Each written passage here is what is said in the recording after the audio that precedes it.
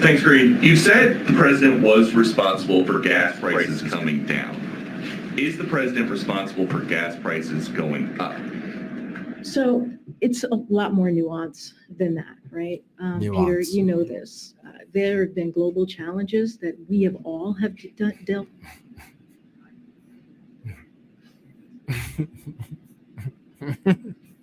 All right. Thanks, everybody. Thank you. Okay. For the podcast, it's a visual joke. It's a visual joke. So maybe I'll play it again so you can look at the screen. He's holding up a big sign that says bull and then dookie, or whatever you call the SHIT emoji, the poo emoji. It says bull poo emoji on his sign. And it kind of looks like he's holding it up too. So yeah, Joe Biden brought gas prices down. This is what happens in a democracy. How's everybody doing? You want me to play some music while we get started? Sorry, I show up a few minutes late for the show. That's just so people have a chance to tune in because we don't really have a pre-show. I mean, this is a kind of... And thanks for tuning in. I'll try to make sure to follow through, as always, on the clickbait title, which is that they're changing their tune. I have that. It's in regards to the vaccine or the... Do you think the AI can read lips yet? We could just mouth. I could just mouth the things. You know? I think you know what happens with YouTube, right? You know how you got to this video? Even if you search for something? Or actually, I have no idea how you'd find this video. That's why these kind of titles make me crazy. Like, how would you? Why? Nobody's searching for this title. But still, people name their videos like this. Like, I've been taking a cue from the Tucker Carlson and Russell Brand school of video titling. Russell Brand will make a video, be like, "Oh shit, something happened." And that's like the title. You're like, "What's it about?" So you don't know what's going to happen on this show. It's a mystery. Now I'll tell you what we're talking about. You know, Tulsi Gabbard. It says they're changing their tune. So Tulsi Gabbard is changing her tune or her song book. She finally is coming out as not being not being a Democrat, even though she's not. Music's a little. You guys doing okay?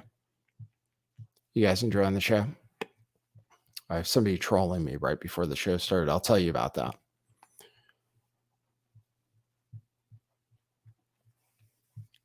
What was I talking about? Do you guys think Elon Musk talked to Putin? That's in the news.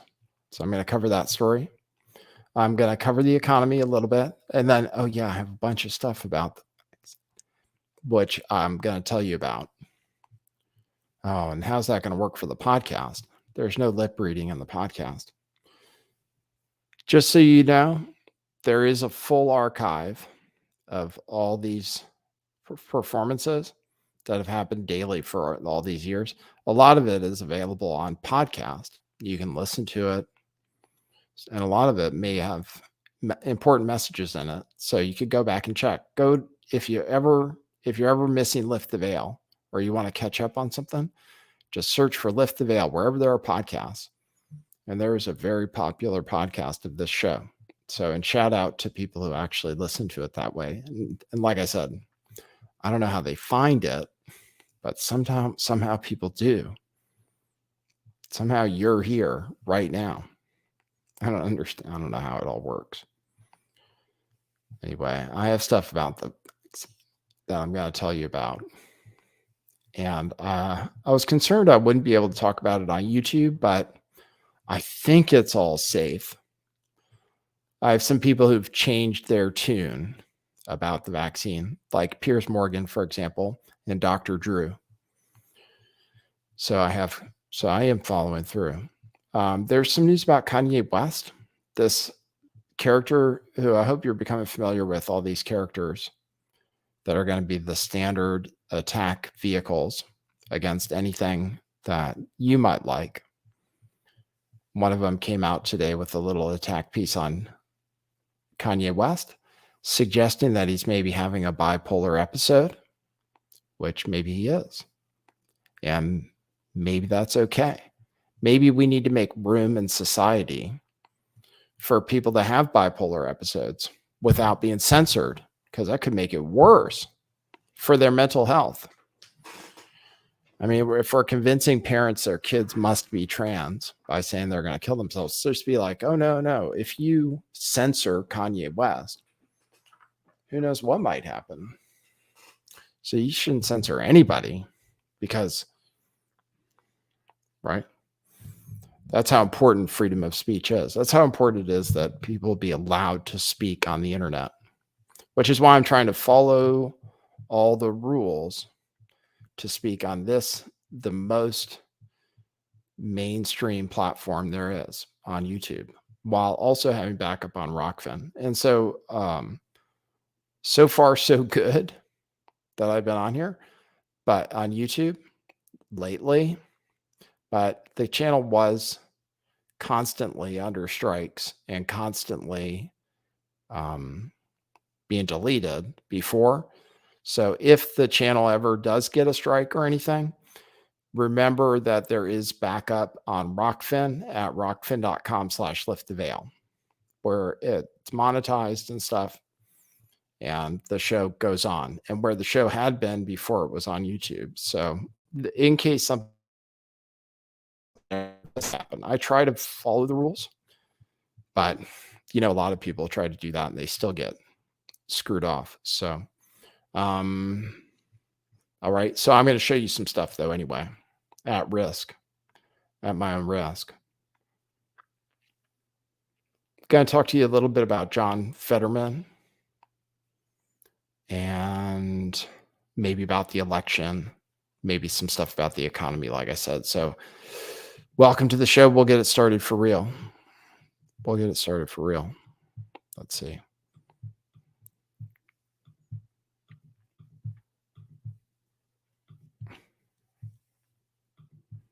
Hold on. Oh man, it's not working. Sorry, I'm having a technical failure. I was playing the intro, but it's not playing. Oh, well, no problem. You don't need that. I can just show you news. I'll show you Tulsi Gabbard. That's a big news, but many millions of views, actually.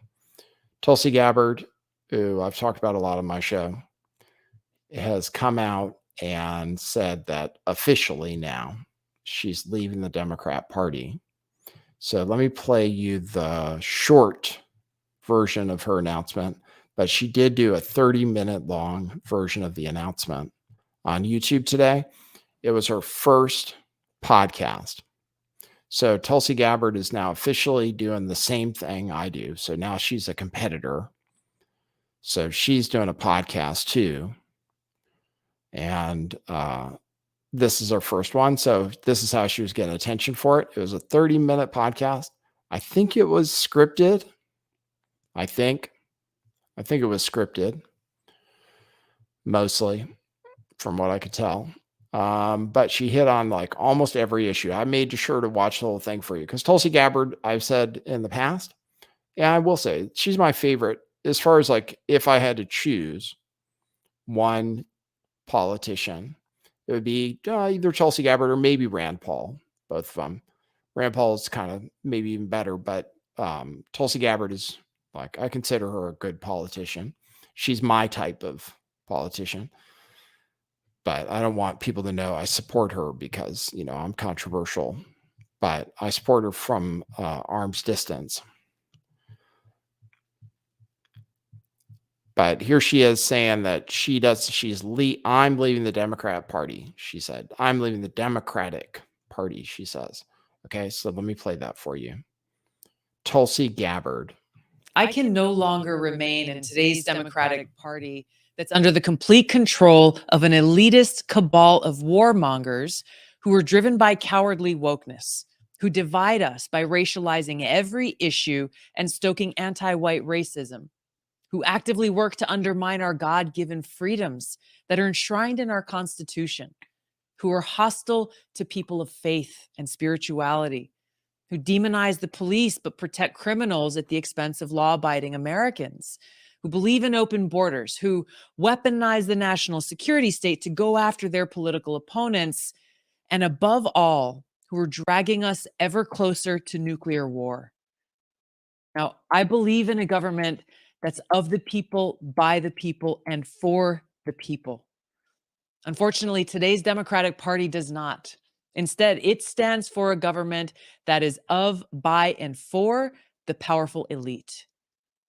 Now, I'm calling on my fellow common sense, independent-minded Democrats to join me in leaving the Democratic Party. If you can no longer stomach the direction that the so-called woke Democratic Party ideologues are taking our country, then I invite you to join me.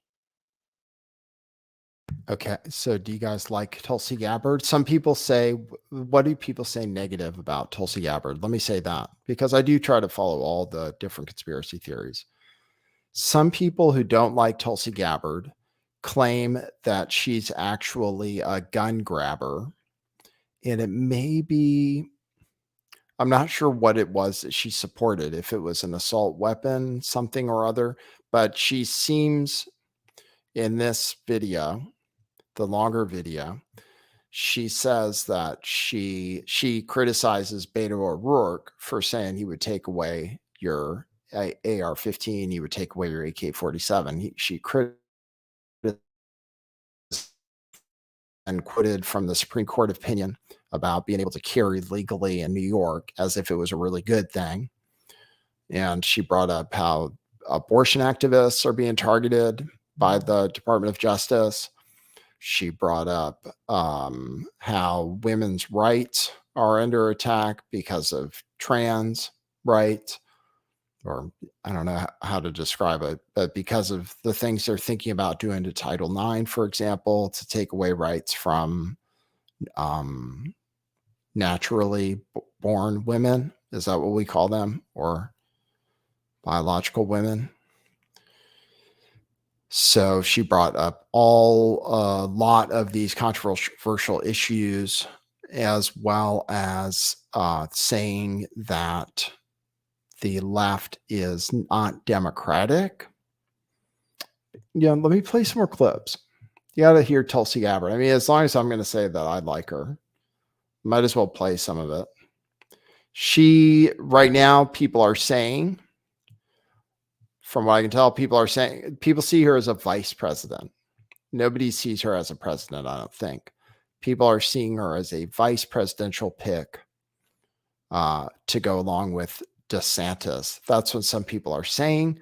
That was the first thing that came to my mind as well, was, maybe as a vice president to DeSantis, because at this point, I do believe DeSantis has a clear lead over everybody but Trump.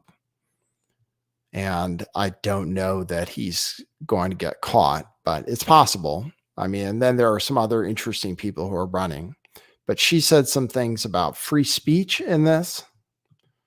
I think that was around the 10-minute mark. Let me see if I can find it, where she says how important free speech is and how Democrats are against free speech. So the most important issue to me, as a person, as a podcaster, and as someone who says things that some people take offense to, and I can't help it.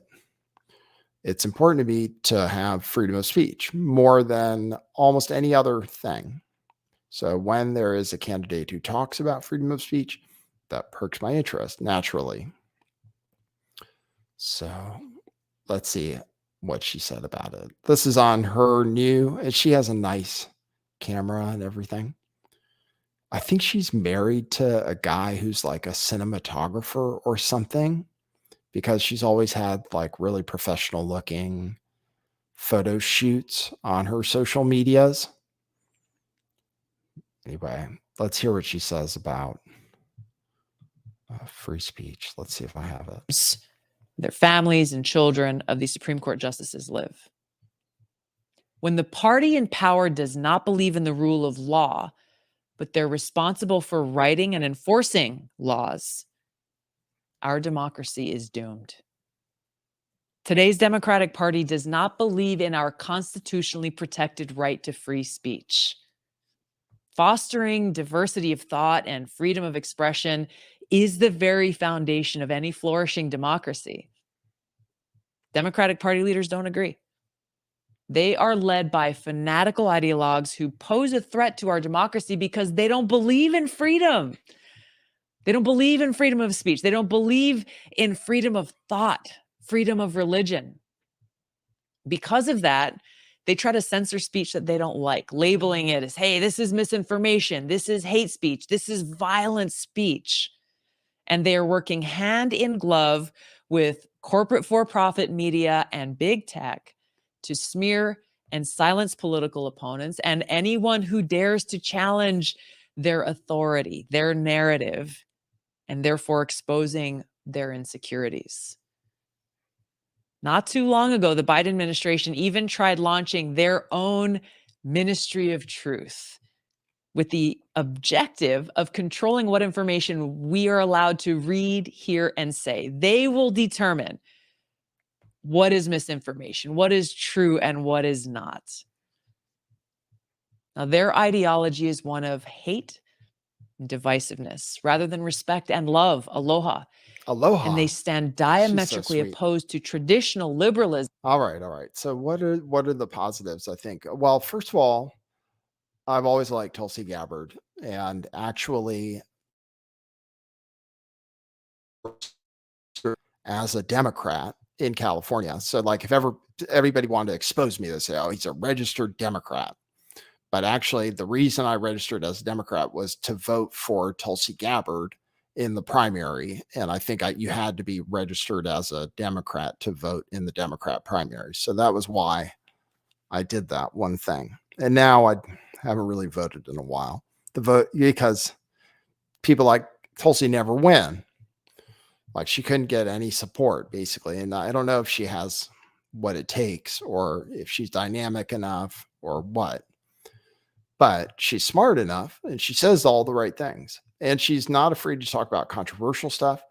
And she has a very soft, nice, feminine aloha vibe. So she brings you the stuff that people call hateful in a very nice, loving, aloha way, which is cool, which people could find helpful. You know, when you're talking about stuff where people say, you're terrible, you're hate speech and stuff. It's like, oh, it's Tulsi Gabbard. She's so nice though.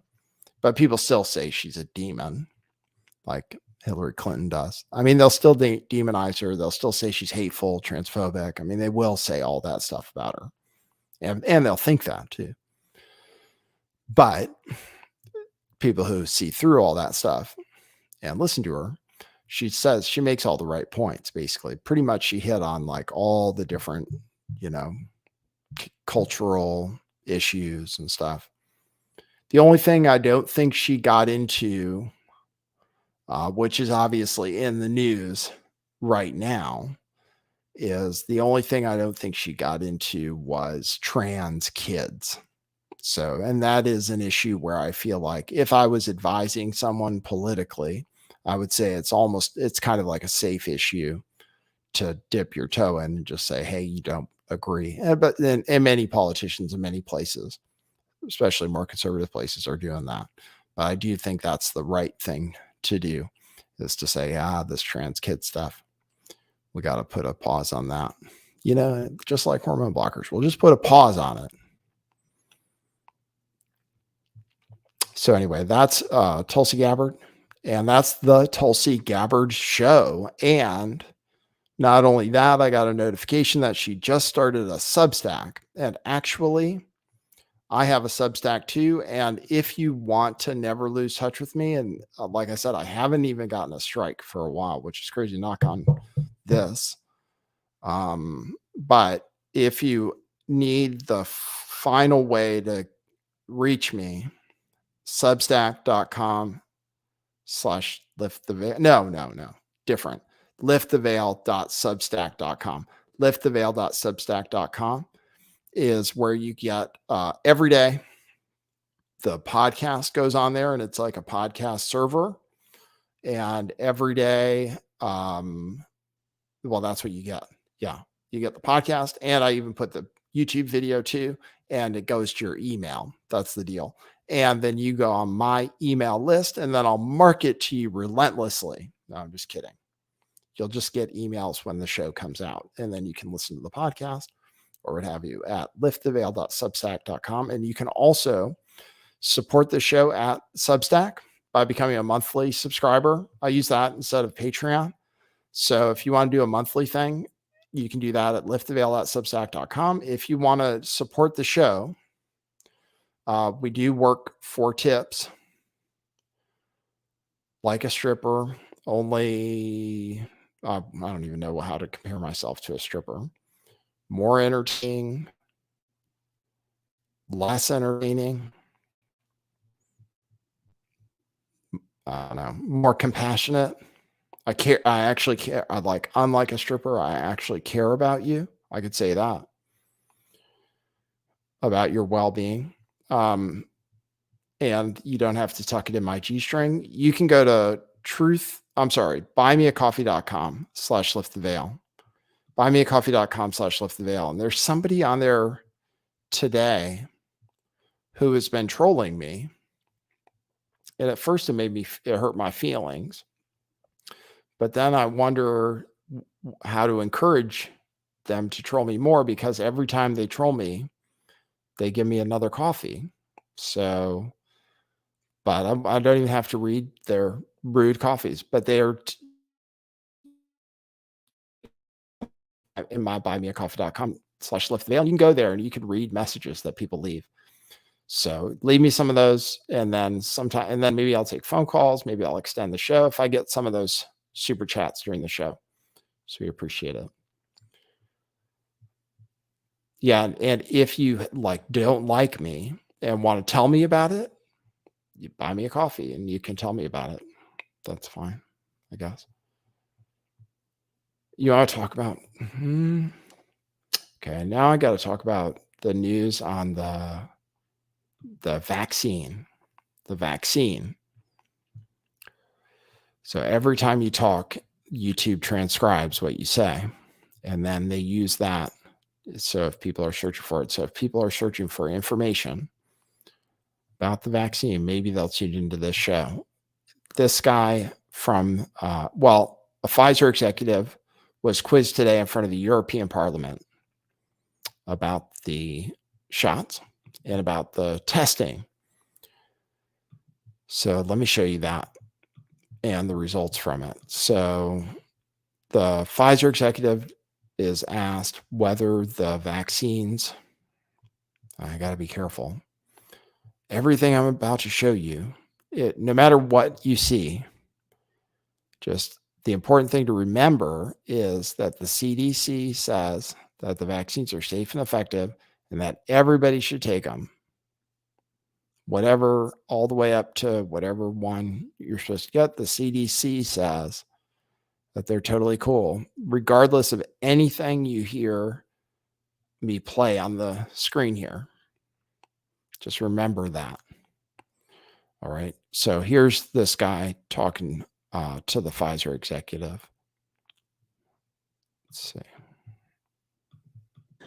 So a question then for you, Ms. Small, where I would like a clear answer, please. So there are no misunderstandings.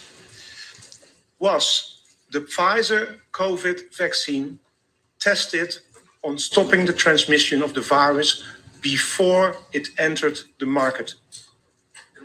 If not, please say it clearly. If yes, are you willing to share the data with this committee? And I really want a straight answer, yes or no, and I'm looking forward to it. Thank you very much. Regarding the question around, did we know about stopping immunization before it's entered the market? No. We had to really move at the speed of science to really understand what is taking place in the market. And from that point of view, we had to do everything at risk. I think our Dr. Bourla, even though he's not here, would turn around and say to you himself, if not us, then who? Dr. Bourla actually felt the importance of what was going on in the world. And therefore, as a result of that, we actually spent $2 billion at risk of self-funded money from Pfizer to be able to manufacture, first of all, research, develop, and manufacture at risk, to be able to make sure that we were in a position to be able to help with the pandemic. And I think that's why I feel very good when a recent paper from the Imperial College stated that in the first year of the rollout of vaccines, we saved 4 million people. So from that point of view, I feel that actually we were there when the world needed us to be able to make sure that we were able to help people around the world with vaccination as well as now oral treatment. I would hate to imagine what situation we would be in the world right now if companies like us did not take those risks, did not do clinical research and developments at scale in order to make sure that we could have a vaccine that we could roll out to the world. So I understand your frustrations, I really do. But I also hope at some point somewhere you also do appreciate what pharmaceutical companies have done in order to be able to roll out and deliver vaccines at such speed and scale.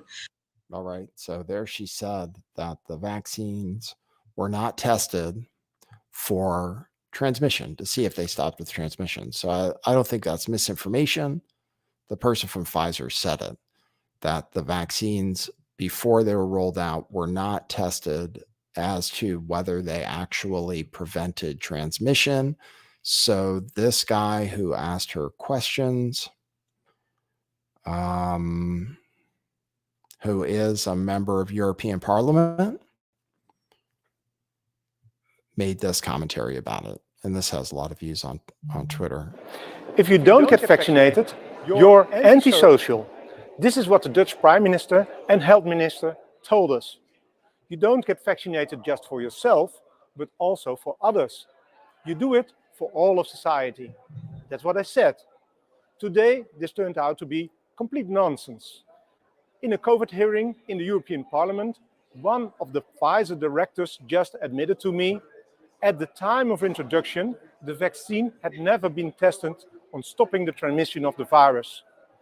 This removes the entire legal basis for the COVID passport. The COVID passport that led to massive institutional discrimination as people lost access to essential parts of society. I find this to be shocking, even criminal. Please watch the video until the end. Voor u, mevrouw Small, heb ik de volgende vraag waar ik een duidelijk antwoord op wil. And I will speak in English so there are no misunderstandings. Was the Pfizer COVID vaccine... All right, you already heard that. Was it? And she said, no, it wasn't tested. So he's saying that the passport's wrong. I'm saying, what do I have to say? I'm saying whatever I have to say so that my YouTube channel stays up. But that's something that happened, from a member of European Parliament. So I think it's official that you can play it and talk about it. So he's saying, oh, yeah. And we still banned Novak Djokovic from competing in the U.S. Open because he had to be vaccinated to get here. There are still people, there are still jobs that require you to be vaccinated. There are still schools, colleges that are requiring students to be up to date with all of their boosters before they come back to school. Major schools, including, I think, like Harvard, are requiring students to be fully boosted before going back to school. And meanwhile, all these stories are coming out, like from the Florida Surgeon General, about the increased risk of heart attacks. So I don't even know, you wouldn't be able to say that before. They're saying there's increased risk of heart attacks after you take the vax. That's what they're saying. That's what the conspiracy theorist known as the Surgeon General in Florida says, that there's like an 84% increased risk of heart attack in the 28 days following the vaccine based on a study they did. So, So people are changing their tune. That's what I said. They're changing their tune. This is Piers Morgan, who said anti-vaxxers were really, really terrible people and shouldn't even get medical treatment. Let me show you his backpedaling. Those are Piers Morgan's. It seemed to me, Neil, that when this was all happening, the pandemic, I took quite firm views throughout it, like a lot of people, I guess. One of which was when it was believed, when the vaccines first came along, that they would stop transmission. It seemed to me if you refuse to be vaccinated, you shouldn't be entitled to the same rights to go to nightclubs and stuff as those who'd taken the vaccine and were therefore not able to transmit it. However, when it was established that vaccines actually didn't stop transmission, they just stopped a lot of people getting very sick and dying. The argument to then suppress any liberties or freedoms of the unvaccinated, to me, it went away. Because in that instance, if the ability to pass it on is pretty well the same whether you've been jabbed or not, then really it's down to the individual if they want to protect themselves from this virus. So I changed my mind. I got pilloried when I said my original statement. I got pilloried when I changed my mind. I got pilloried, like everybody in this pandemic, about all of it. And yet to me, it seemed perfectly logical, honestly, to just change my mind because facts change. Look at these guys laugh about it. That guy laughing about it. Like it's hilarious that they told people that they were really bad people and that they should be separated from society and not allowed to participate in society because they thought that the vaccine prevented transmission. That's what they were told. That's what people said. They said, take the vaccine because it helps everybody else. Why do you want to hang around vaccinated people? Because then they're less likely to transmit it. That's what they said. But turned out now they don't say that. Then they never even tested it for that. They didn't even care. They were like, we were moving at the speed of science. Oh man. And then I can play for you what the Florida Surgeon General said. I mean, I'll play it for you in the sense that he must be a conspiracy theorist. And obviously, you understand what the CDC says about vaccines. But now people are saying different things. This is the Florida Surgeon General on Tucker. Play that. So I ask people sometimes who are still, hemming and hawing about this. If this vaccine, if it had been known 2 years ago or so that this vaccine would increase cardiac deaths in young men by 84%, would they have approved it? The obvious answer is no, you would never give something to someone who was young and healthy and increase their risk of dying from sudden cardiac death by 84%. But people are often, their response is, well, I don't know, COVID's pretty bad. Yes, COVID can be terrible, but we don't give people medications that kill them. So I ask people sometimes who are still, hemming and hawing about this. Wow. Very strong language from that conspiracy theorist. Wow, you definitely can't say stuff like that. The vaccine is totally cool. I have more though. This is from a guy that worked for the FDA. That actually was on the vaccine panel. Who's just saying they didn't do enough research on the booster shot. That came out that they tested on 8 mice. So that's controversial to say that, they kind of rushed that one out, right? Let me show you. Here's somebody else talking about it. This is the guy that was on the vaccine committee talking about how they rushed out the booster dose, the latest, what they call a booster, which is a new vaccine. Do the benefits of this vaccine outweigh the risks? I didn't see the benefits. Dr. Paul Offit, voting member of the FDA. We really need much better data, I think, before we move forward on this. And I can only hope that it's coming because I feel very strongly about my no vote there. In fact, the only reason I voted no was because hell no was not a choice. And it just surprised me that we were willing to go forward with this with such scant evidence of benefit. I think that the phrase that I used was uncomfortably scant. So you just sort of felt like the fix was in a little bit here. Maybe that's not the right phrase, but it was something that they wanted. And I felt like we were being led here and with a critical lack of information. Right now, they're saying that we should trust mouse data, and I don't think that should ever be true. I don't think you should ever ask tens of millions of people to get a vaccine based on mouse data. And there's no public data on that yet. What's more, for these fall booster shots, the FDA is not consulting with Dr. Offit and the rest of the Independent Vaccine Advisory Committee. The reason to consult us is because when you do that, when you consult us, that's open to the public. So we'll get then all the data from the two companies, which then is available to the public. Or by not doing that, by simply saying we don't need that advice, what they're also saying is we're not going to be transparent about what we have to the American public. And I just think that's not fair. If you clearly have evidence of benefit, great. But if you clearly don't have evidence of benefit, then say no.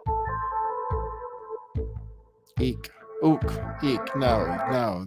It says that, but of course you should say yes, because the CDC says, oh boy, I've played a lot. You have to understand, I had a bigger YouTube channel at one time that was completely deleted just for covering vaccine stuff. I see Jimmy Dore do it all the time, but he's got some kind of special deal. And I don't want to screw around with what I got going.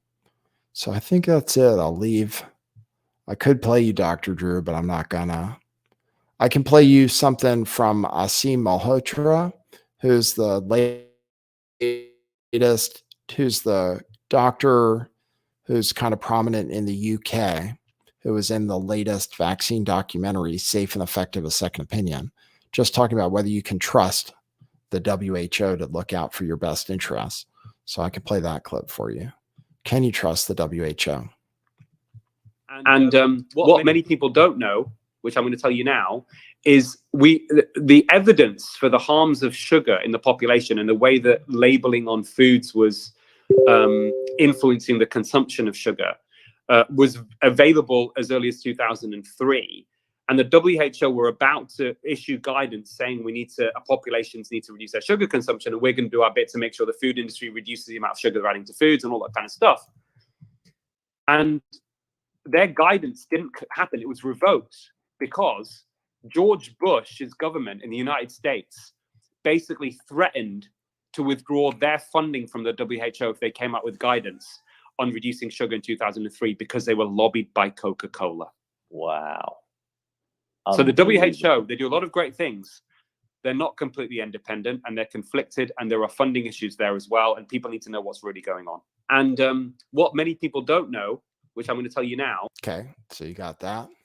So they could have gotten rid of sugar. They could have done something about sugar, and they never did because of Coca-Cola. And they could have done something about glyphosate, but they didn't, because of the Trump administration didn't want them to do anything about glyphosate. And the EPA under Trump said that glyphosate is cool and that we should keep using it. So that's not the WHO, but it just shows you about the people that regulate things are not always looking out for your best interests. Let me see. Did you guys hear? And I was thinking about running a poll. Do you guys think Elon Musk? They're smearing Elon Musk today. They're smearing Elon Musk for talking to Putin before he ran his poll, saying that there could be peace in Ukraine if the UN overseeing elections, and Ukraine saying Crimea was Russia's, and some other stuff. You remember that poll? And some people from Ukraine told Elon, F you. So now there's a report on Vice based on a newsletter sent out by some guy named Ian Bremmer that Elon Musk talked to Putin before tweeting about the Ukraine peace plan, that Elon Musk literally spoke with Putin. And Elon Musk is denying this report, on Twitter, and this article is still up. So it was in a mail out to his Eurasia Group subscribers. Ian Bremmer wrote that Elon Musk told him that Putin was prepared to negotiate, but only if Crimea remained Russian, if Ukraine accepted a form of permanent neutrality, and Ukraine recognized Russia's annexation of Luhansk, Donetsk, Kherson, and Zaporizhzhia. You see the way that's spelled?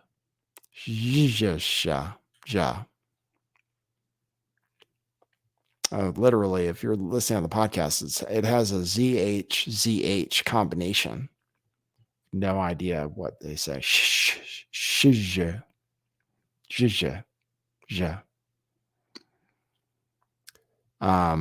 But Elon Musk is denying this is true. This is a chance. People are saying, of course, that he shouldn't own Twitter now because he's friends with Putin. Of course, he's friends with Putin, Kanye West, Putin, and he's getting Twitter, and all that's not cool. So it's just another attack on Elon Musk. But it's fair reporting because this guy said it. I don't know. What can you say? Elon Musk says it's not true. This other guy says Elon told him. Dude, I don't know. I'm not saying it's. I'm saying it's possible Elon Musk might not be telling the truth. So who knows?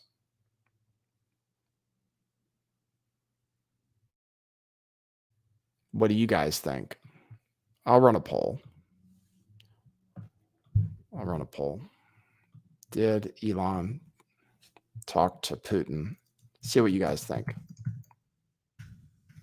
Because I don't want to automatically say every story isn't true just because Elon Musk says it's not true. Because Elon Musk could be a liar. I don't know.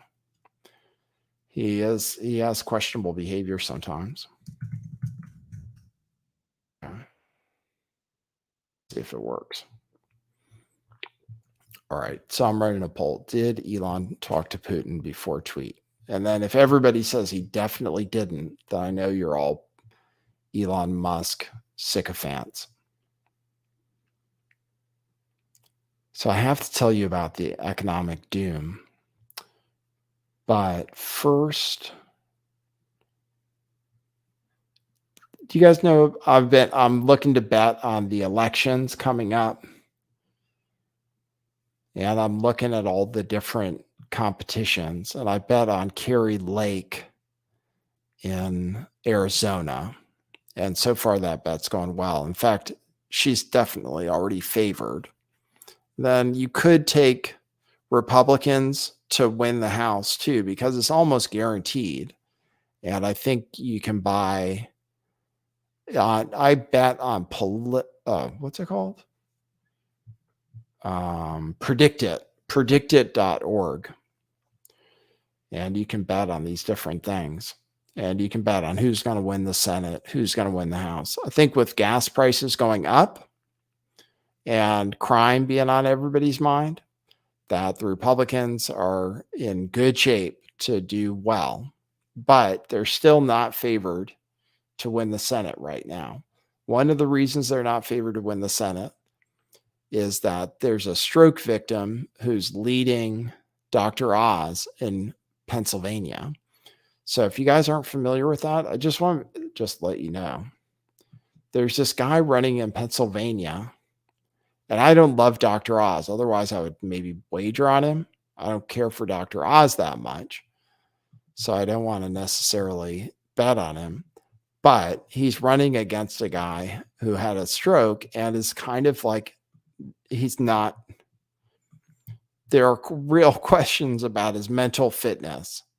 So people put together a video, a supercut of him talking to show that he's not exactly with it. And he has like symptoms of somebody who had a stroke basically, and is not totally well. And he's currently favored, this guy that I'm about to play is currently favored to be a senator. There's only 100 of those. It's really hard to be a senator, but this guy is favored. And so let me play this supercut of him just in case. then you can decide, because this guy's the favorite.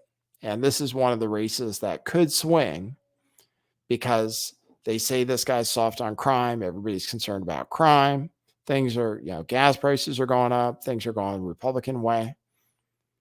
It's one you could think about betting against. But here he is, the supercut. And you can count on us to eliminate the filibuster. What is wrong with demanding for an easy, safe kind of their income, a path to a safe place for them to win? Send me to Washington, D.C. so I can work with Senator Casey and I can champion the union way of life in D.C. Abortion is the ballot now in November. Thank you very much, and it's an honor. I live 8 minutes away from here, and when I leave tonight, I got 3 miles away, Dr. Oz in his mansion in New Jersey. You've got a friend and you have an ally. Send me to Washington, D.C. If you come out and step with us, we will be able to stand with you in D.C. So anyway, that's him, right? And you're not supposed to make fun of people because he's had a stroke. So you're not supposed to say, you're definitely not supposed to say, oh, he sounds retarded, right? You can't say that. Because that's for, because he's kind of, that you can't say handicap. He's got some kind of deficiency from the stroke, it seems like, that makes him even have a harder time than Joe Biden. Well, so people were questioning whether he was fit for office. That's the guy is favorite. I couldn't believe it. I was like, oh, maybe I'll bet against this guy. But listen to this. They just interviewed him on MSNBC and listen to how they describe how the interview went. We had a monitor set up so that he could read my questions because he still has lingering auditory processing issues as a result of the stroke, which means he has a hard time understanding what he's hearing. Now, once he reads the question, he's able to understand. You'll hear he also still has some problems, some challenges with speech. And I'll say, Katie, that just in some of the small talk prior to the interview, before the closed captioning was up and running, it did seem that he had a hard time understanding our conversations. We had a monitor set up so that he could read my. Yeah, that's the guy, and he's. Right now he's favored to win, and he might win. But that's the one thing. Man, I just can't believe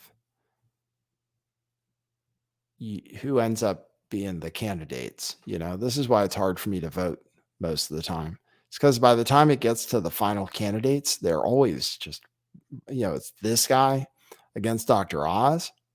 It's like, how do you choose?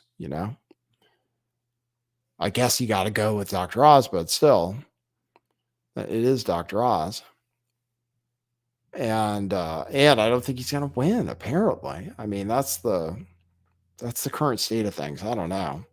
I would think about wagering against him just because of the way things are swinging.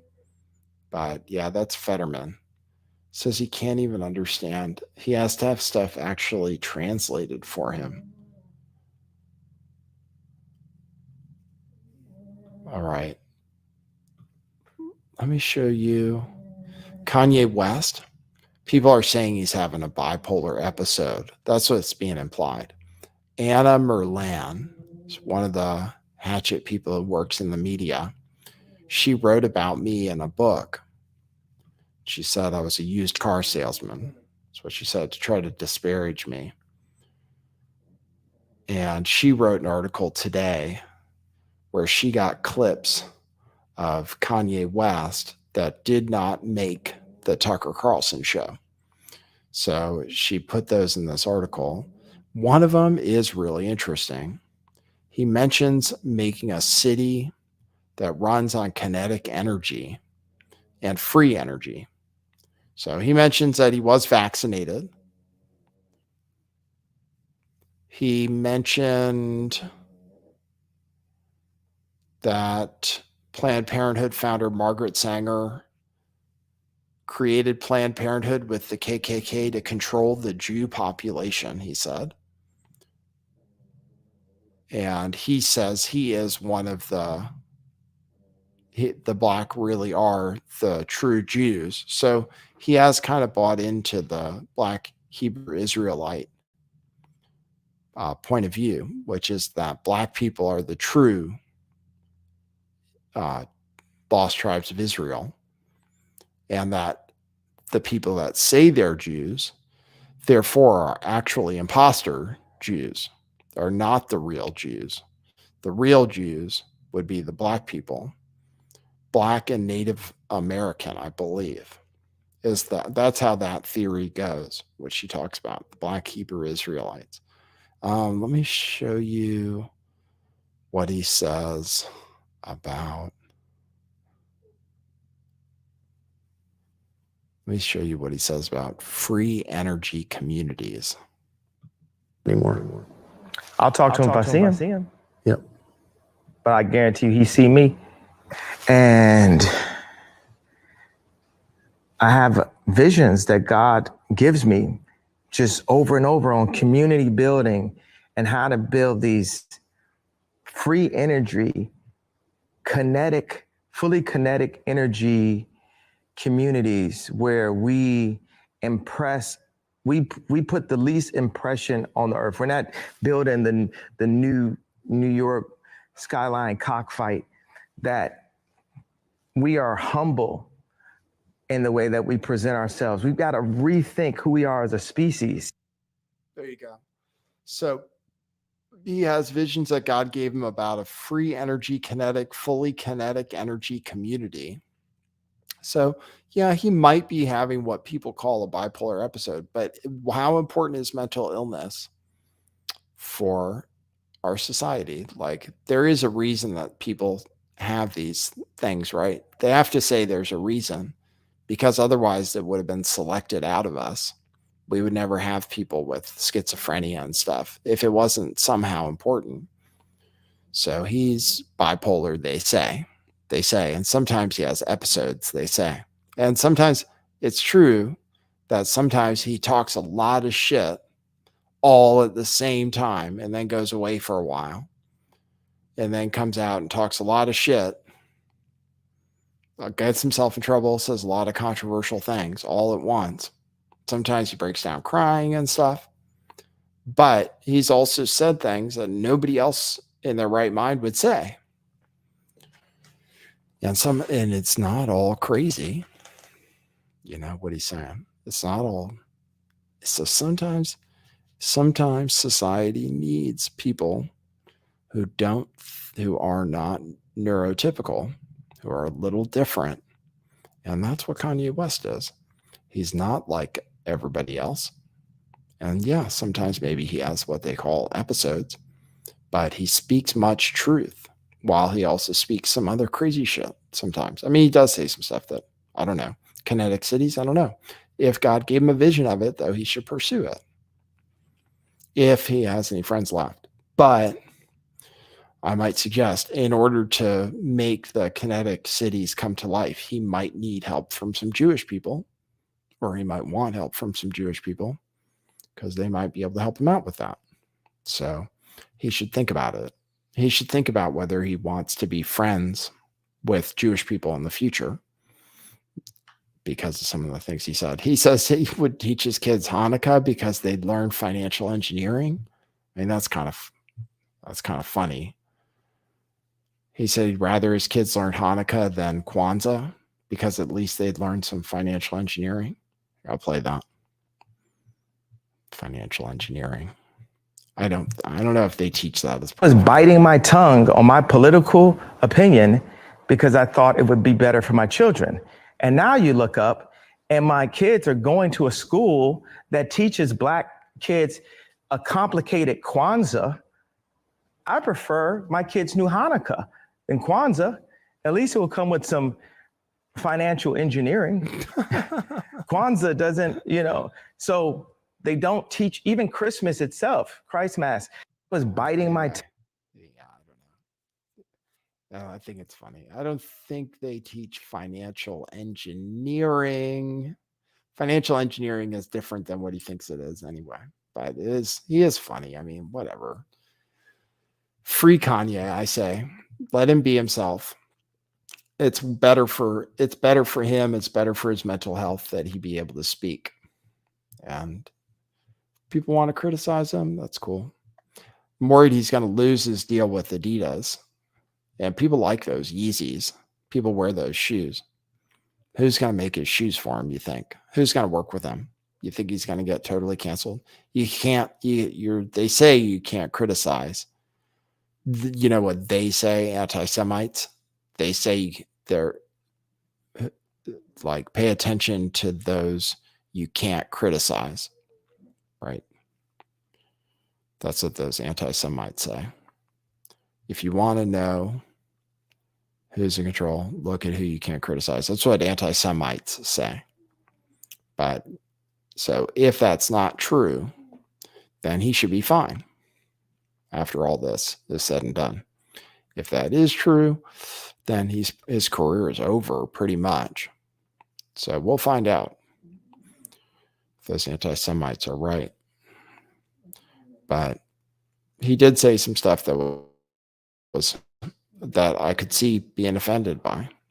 Yeah, I could see being offensive. He did say stuff that was offensive. And you could call it anti-Semitic for sure. But he's not a normal person. So do you want to give him some leeway or what?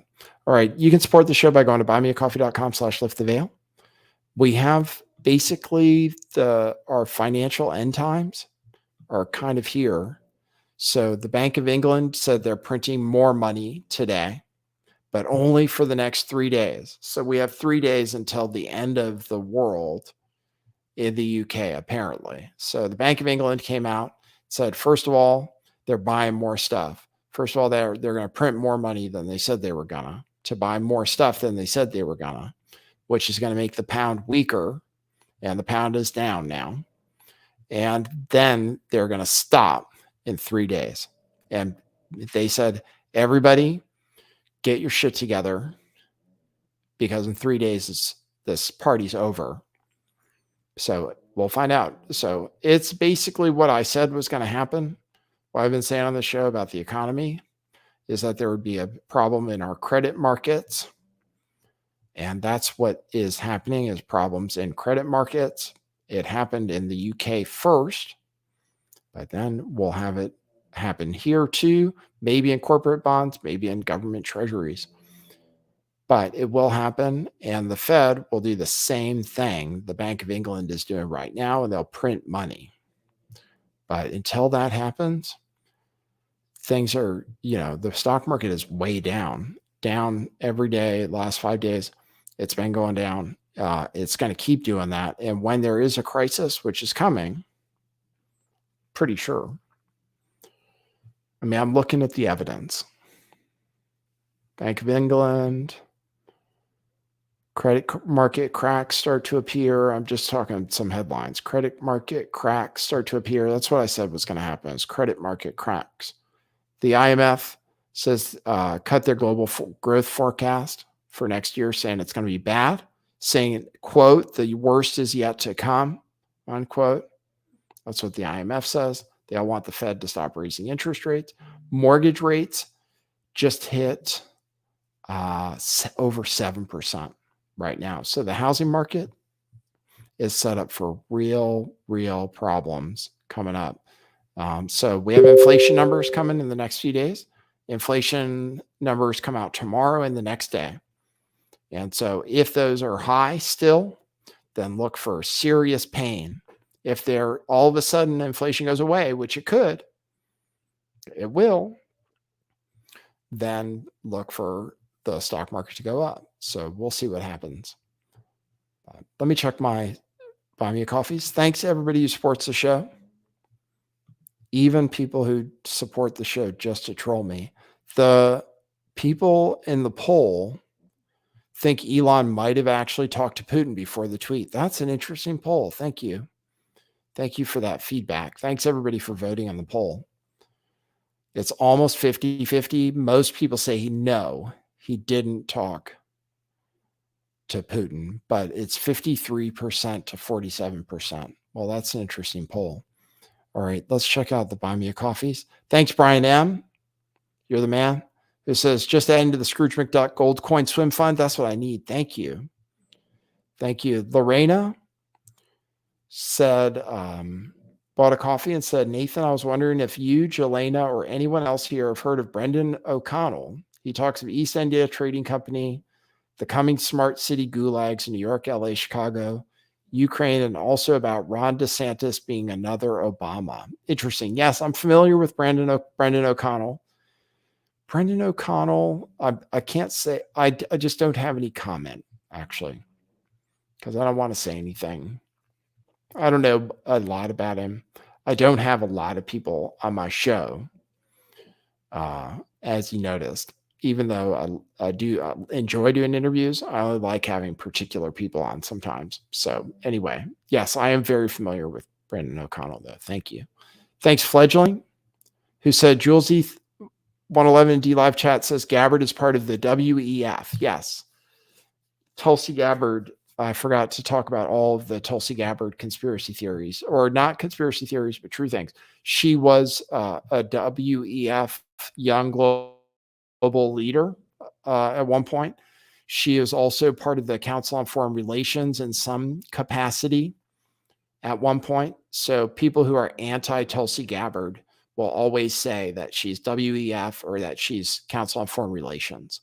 And both of those things, she may have had some advisory role at the Council of Foreign Relations at one time.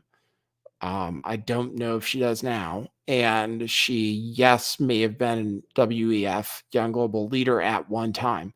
But look at the stuff she says. I don't know. I mean, I just take her at her word, kind of. Is she says all the right stuff to me, because some people say she's not hard. She wants to do a gun grab, but then she specifically says that she's not into that. So the people that say she's trying to take away guns, she seems to always defend Second Amendment rights. So and as far as the WEF goes, she's talking about all stuff that's against the WEF agenda. And she's not trying to make you eat the bugs. Unless they're Hawaiian bugs. Aloha. Thanks, Ben from the UK, who got a coffee and said, glad you're here spreading ideas and theories. Thank you. I have many theories. And Prague got a coffee and said, drink this sleazy coffee I got for you. Thank you, Prague. And then, like I said, this other person, I don't know whatever I can say so that you continue to troll me and buy coffees at school. He wanted to troll me about Litecoin because I used to promote Litecoin, but I still like Litecoin. It's still the people's currency. It's really good.